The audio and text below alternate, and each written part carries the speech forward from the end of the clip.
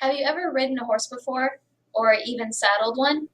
Well, if your answer to either of these questions was no, then today you're in luck because I'll be going over how to saddle a horse. First, we'll go over how to groom them, then, we'll go over how to saddle them, and finally, we'll learn the benefits of knowing how to do this. So, let's get started. But before you even think about saddling, we need to first properly groom them. And so we'll do this by starting with the curry brush. And we'll start from the top of their withers all the way down their back, and then we'll brush to the top of their butt, and then we'll brush the sides of them all the way down to under their stomach.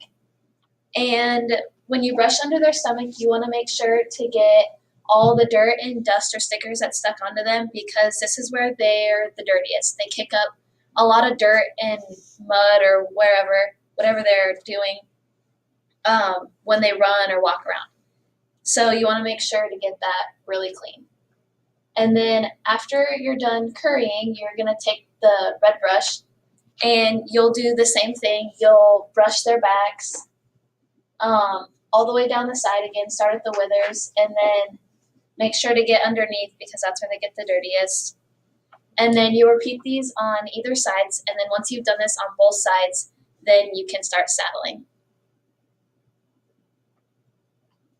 And so now that you're ready to saddle, we can start with the saddle pad. And so you'll want to take the saddle pad and put it right on the front of the withers and make sure it's evenly on their back.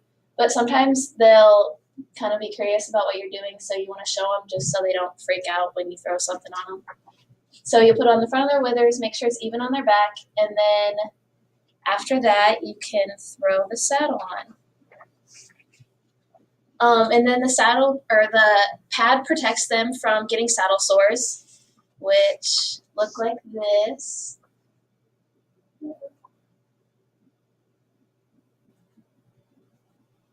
And then when you put the saddle, which look like this, and then when you put the saddle on, you'll just put it directly on top of the saddle pad.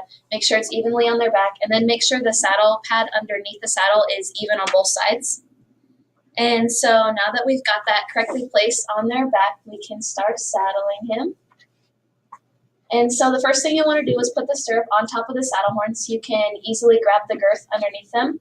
And then you'll want to put the latigo through the girth twice. And you'll want to make sure it's straight so that it's not uncomfortable for him when he's got the saddle on. And so once you loop that through twice, you'll want to tighten it up, because if you don't tighten it, then the saddle could likely fall off. And it'll look like this. So then after you go through twice, you want to make a loop starting on the left side, and you'll put it through the left, bring it around, and then put it back up through the right. And then any extra part of the latigo, you'll bring down through that loop, but with this one there wasn't a lot because he's a pretty fat horse. So then you'll want to go around to the other side and grab the breast collar, and you'll bring that around the front, across his chest, and then you'll loop that through where the latigo is, and then you'll buckle that and make sure it's not too tight and uncomfortable for him. And this will prevent the saddle from sliding backwards off of the horse when you're on him.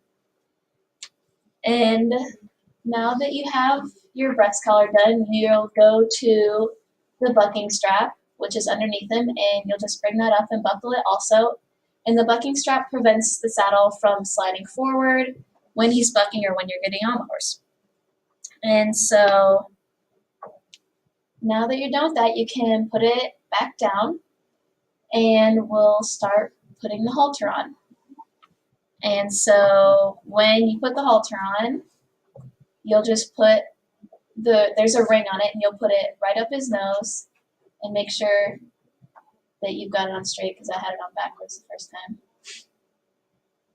And so you'll just put it right up his nose and make sure it's far enough up on his nose that you can take that long strap and put it over the back of his head.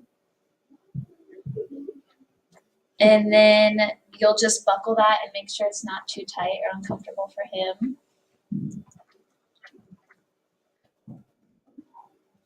And then once you've done that, so you just flip it over the back of his head and buckle it.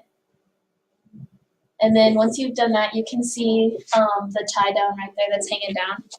You'll take that and you'll put it through the top of your breast collar, run it through, and then put it down, and you'll hook it underneath of him on the girth. And this prevents them from throwing their head and keeping it level when you're riding him.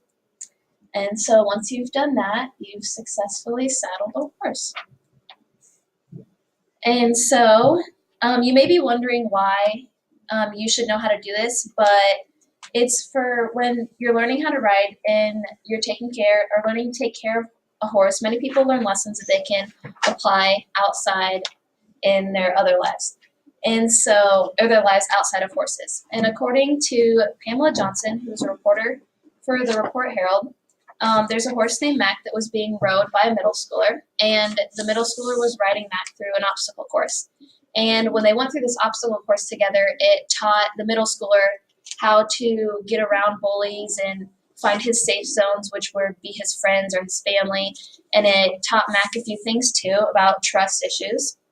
And so from that example, horses can be helpful to people. They can overcome and get through things physically and emotionally. And so they can also, people can also help horses too, emotionally and physically. And so before riding a horse, you always have to saddle them, and knowing how to saddle them benefits you because it's another way to teach kids a lesson or help someone. And so today we went over grooming them, and then we learned how to saddle a horse, and then we learned the benefits of knowing how to saddle a horse.